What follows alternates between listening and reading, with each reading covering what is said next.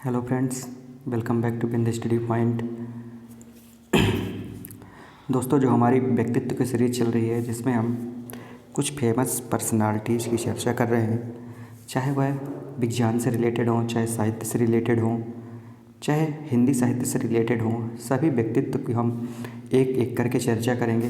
प्रत्येक व्यक्तित्व पेश करेंगे जिसमें जो भी प्रतियोगी परीक्षाओं के लिए काफ़ी महत्वपूर्ण है आपके लिए, जहाँ से प्रश्न पूछे जाते हैं, उन्हीं व्यक्तियों के व्यक्तित्व के बारे में हम यहाँ पे चर्चा करेंगे। काफ़ी इम्पॉर्टेंट यह सीरीज़ हमारे लिए होगी, जिसमें हम व्यक्तित्व की जो है हमारी सीरीज़ है काफ़ी इम्पॉर्टेंट है।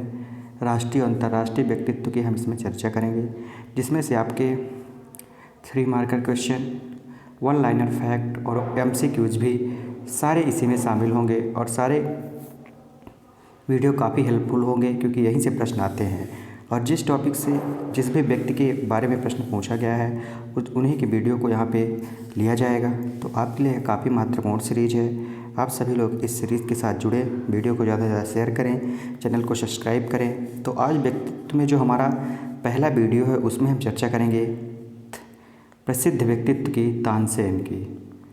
तानसेन, जैसा कि आप जानते हैं, तानसेन संगीतज्ञ हैं, मशहूर संगीतज्ञ हैं, और इन्हें संगीत सम्राट की उपाधि मिली है। किसकी? तानसेन जी को संगीत सम्राट की उपाधि मिली है। इन्हें संगीत सम्राट कहा जाता है। तो तानसेन जी हमारे लिए काफ़ी इम्पॉर्टेंट हैं। आइए देखते हैं क्या इनके बारे में खास है। उसके पहले यदि आपको PDF चाहिए तो PDF के लिए आप टेलीग्राम चैनल को ज्वाइन करें, लिंक डिस्क्रिप्शन में है। तो आइए देखते हैं तानसेन जी के बारे में। आप तानसेन को देख रहे हैं, यहाँ पे बीड़ा बजाते हुए दिखाई दे रहा है चित्र में, तानसेन जी हैं। देखते हैं तानसेन के बारे में। जो पहला फैक्ट है, तानसेन या रामतनु हिंदुस्तानी शास्त्रीय संगीत के एक महान ज्ञाता थे। तो आपको सबसे पहला फैक्ट जो याद रखना है कि हिंदुस्तानी शास्त्रीय संगीत के वो महान ज्ञाता थे। उन्हें सम्राट अकबर के नवरत्नों में भी गिना जाता है। तानसेन अकबर के नवरत्नों में से एक थे, आप सभी को पता है। यदि हम देखें कि तानसेन का जन्म स्थान कहाँ था, काफ़ी इम्पॉर्टेंट है हमारे लिए कि इनका जन्म कहाँ पे हुआ, और पूछा भी गया है एक बार पेपर में। तो देख लेते हैं। ग्वालियर से लगभग 45 किलोमीटर दूर ग्राम बेहट में श्री मकरंद बघेल के यहाँ तानसेन का जन्म ग्वालियर के तत्कालीन प्रसिद्ध फ़कीर हजरत मोहम्मद गौस के वरदान के स्वरूप हुआ। तो जो इनका जो जन्म है आप देख रहे हैं कहाँ पे हुआ है, बेहट। और यह बेहट हमारा ग्वालियर के अंदर आता है मित्रों। कहाँ पे आता है? यह बेहट हमारा ग्वालियर के अंदर होता है। वही मकरंद बघेल के यहाँ तानसेन जी का जन्म होता है, और ये प्रसिद्ध शास्त्रीय संगीत के एक महान ज्ञाता थे। यदि इनके बचपन के नाम की बात करें तो बचपन का नाम तानसेन सभी आप लोग बचपन में पढ़े होंगे 9th 10th में। इनके बचपन का नाम रामतनु था मित्रों। क्या नाम था? रामतनु। वेरी वेरी इंपॉर्टेंट है। इसके बाद में मृत्यु की बात करें, तानसेन की मृत्यु जो होती है, तानसेन की मृत्यु 1586 में आगरा में होती है। आगरा गए हुए थे 1586 में। इनकी मृत्यु कहाँ पे होती है मित्रों? आगरा में होती है।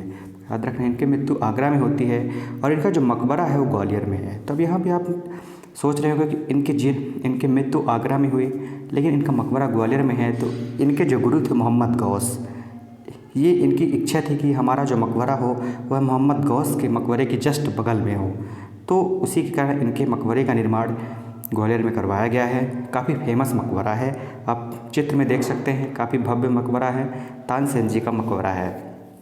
इसके बाद यदि हम बात करें इनके पर्सनल लाइफ के, इनके विवाह की बात करें तो इनका विवाह तानसेन की पत्नी का नाम हुसैनी था। वेरी वेरी इंपॉर्टेंट है।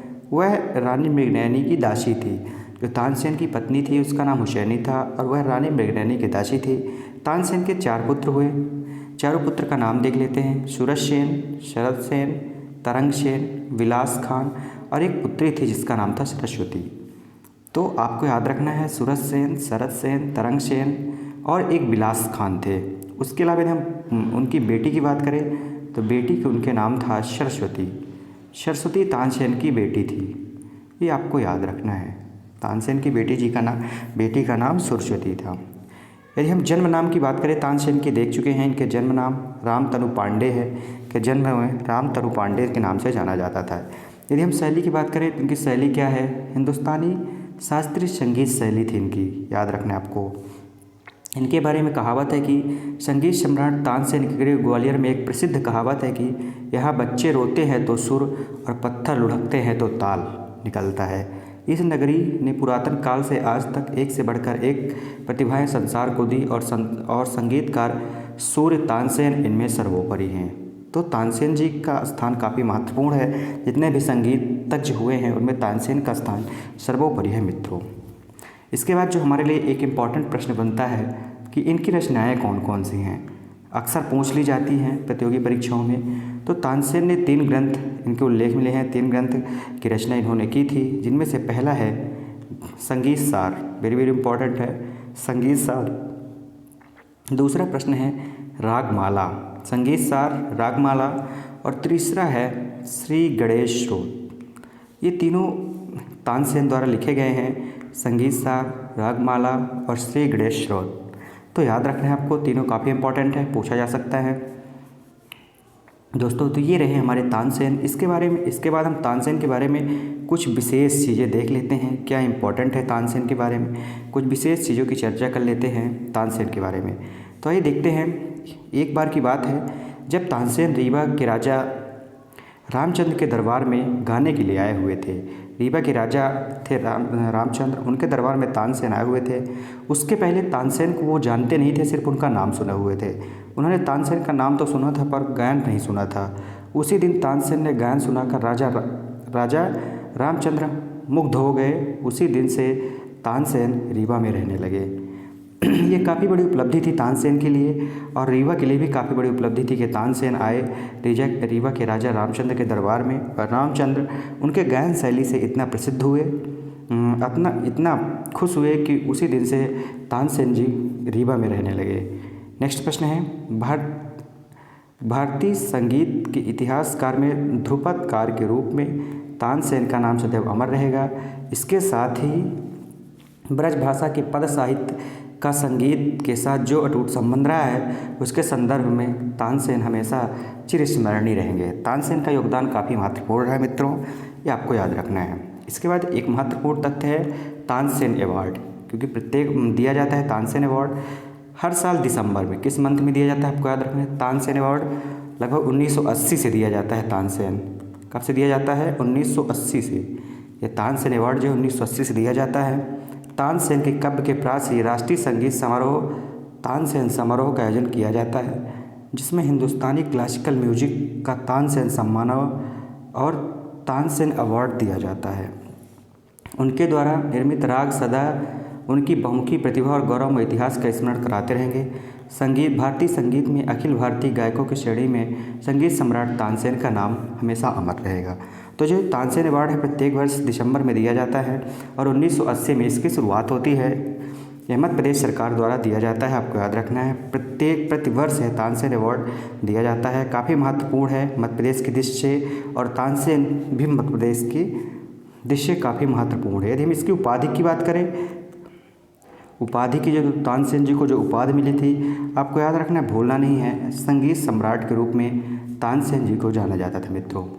किस रूप में? संगीत सम्राट के रूप में। याद रखना है तानसेन जी को, उनकी रचनाओं को याद रखना है। जन्म स्थान, मृत्यु, विवाह, बेटी का नाम याद रखना है सरस्वती। वेरी वेरी इंपॉर्टेंट है दोस्तों। आपको वीडियो पसंद आई हो तो चैनल को प्लीज़ सब्सक्राइब करें। सभी लोग चैनल को सब्सक्राइब करें, वीडियो को शेयर करें, हमें सपोर्ट करें। यदि आपको पीडीएफ चाहिए तो पीडीएफ के लिए आप टेलीग्राम चैनल को ज्वाइन कर लें, उसकी लिंक आपको डिस्क्रिप्शन मिल जाएगी। दोस्तों आपके लिए ये जो हमारी पहल है व्यक्तित्व की, इसमें हम कम से कम 50 व्यक्तित्व को शामिल करेंगे। तानसेन से स्टार्ट कर रहे हैं, इसके बाद हम देखेंगे उस्ताद अलाउद्दीन खां को देखेंगे, उसके बाद कुछ प्रमुख वैज्ञानिकों की भी बात करेंगे। दोस्तों यदि वीडियो आपको पसंद आई हो तो चैनल को सब्सक्राइब करें, ज़्यादा से ज़्यादा शेयर करें। जय हिंद दोस्तों।